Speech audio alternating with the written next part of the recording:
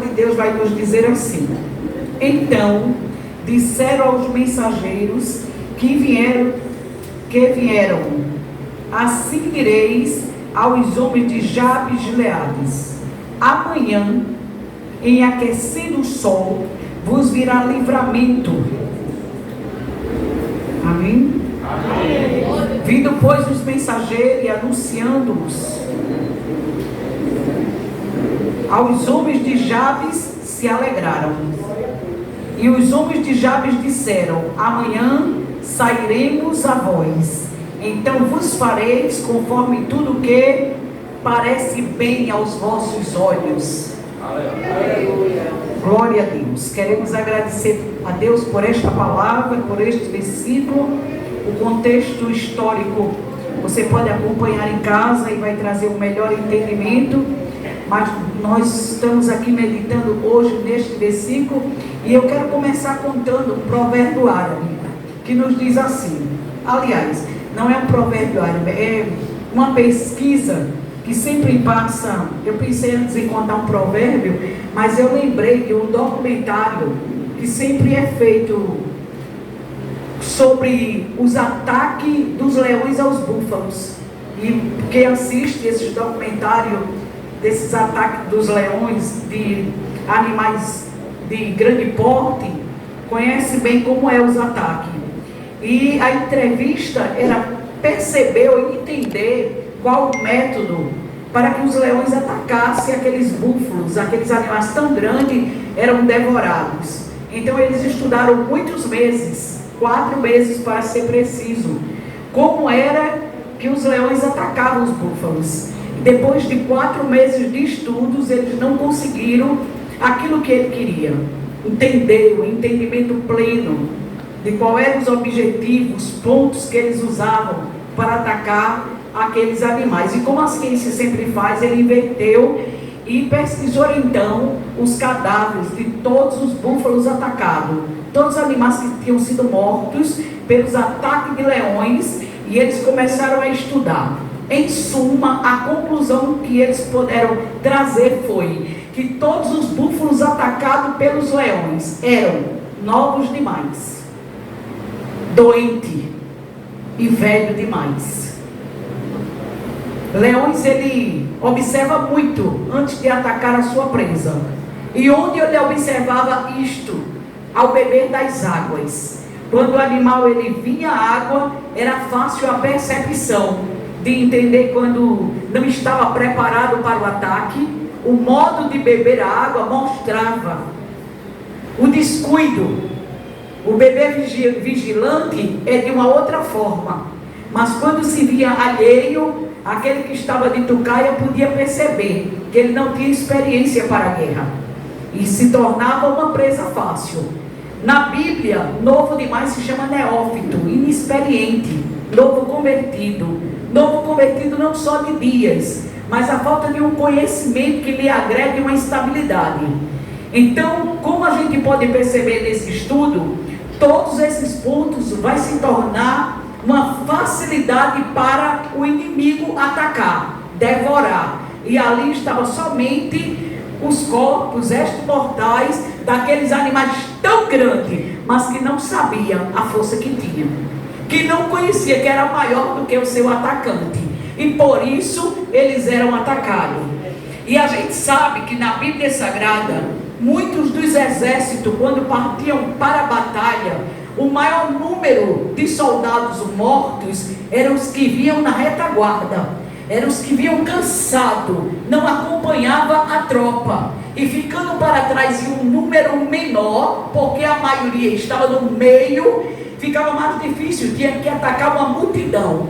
Mas os que se deixavam ficar atrás cansado, ele ia se diminuindo da multidão, e sendo minoria, eles se tornavam fácil para o ataque. E daqui a pouco o que restava era a pessoa jogada no chão, atacada. Então na maioria das guerras vai dizer que o inimigo atacou aqueles que vinham na retaguarda da tropa, que vinham na retaguarda do exército, que vinha no final da fila. Eu lembro que lá em Recife a gente sempre saía em multidão para ir para a vigília. porque a gente atravessava uma BR, ia para o outro lado e se reunia um grande grupo, mas não chegava todos no mesmo horário, apesar de sair todos juntos. Mas uns chegavam de 9, outros chegavam de 11. E assim ia acontecendo, porque tinha os que andavam a um passo, mas tinha aqueles que iam lentamente, conversando, se distraindo, esperando por mais alguém que estava vindo. E o que acontecia? Que todos saíam ao mesmo horário, mas todos não chegavam no mesmo horário. E os que chegavam tarde já corriam muito risco, porque o lugar era perigoso, era muito escuro.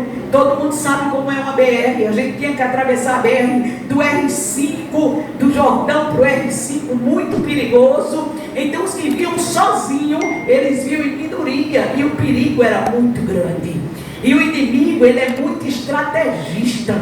Ele não brinca, melhor lhe dizendo, ele é oportunista. Ele sabe quando nós estamos fracos, doentes. Essa doença não é a doença física, mas uma doença que ela tende a minar a alegria, o ânimo, a força, a coragem. E o camarada vem se arrastando de tal forma que ele perde o objetivo da vida, o propósito da vida.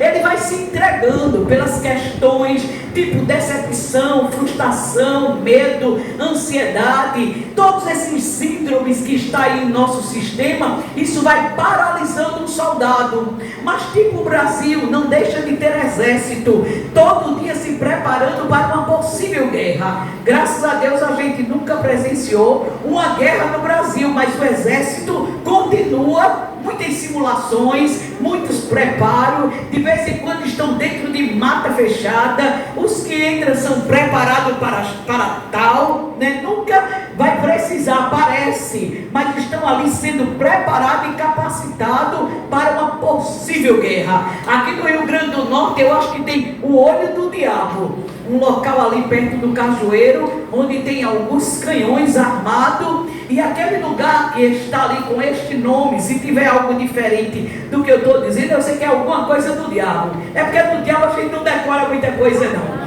Mas tem um ponto estratégico ali no Rio Grande do Norte, onde navios atacavam aquela área, e ficou conhecida por este nome desse tal fulano de tal. Então eram pessoas que estavam ali prontas para defender o seu estado. Enquanto igreja, nós não somos diferentes. Nós somos chamados, alistados para um exército.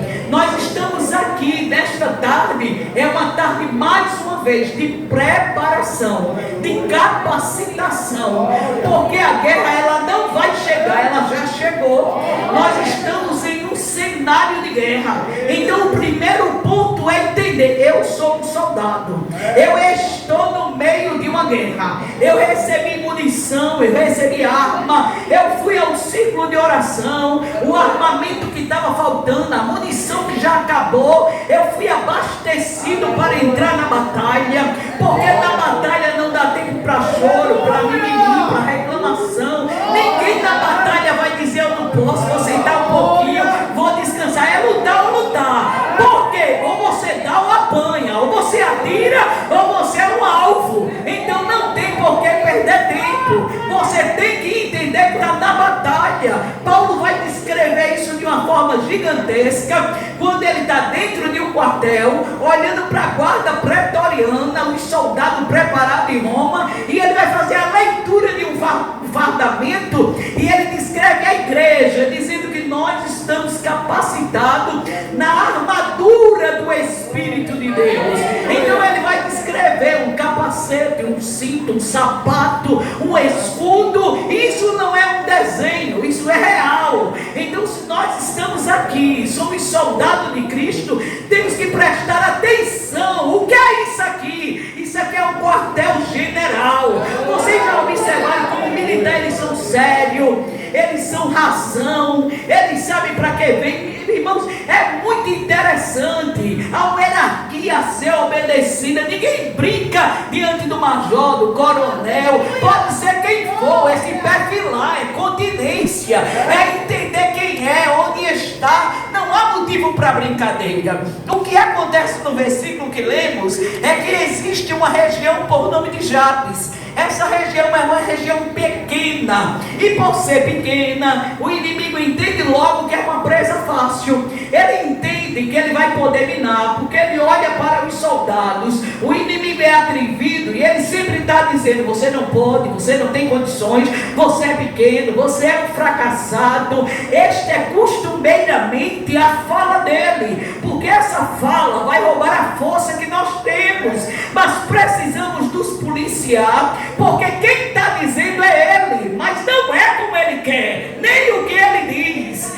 E ele olha para a cidade de Jabes, ele vai entender que aquele povo é tão fraco, mas tão fraco, que ele vai ganhar rindo. Então ele vai cercar, como era costume do exército, a cidade de Jabes Gileades.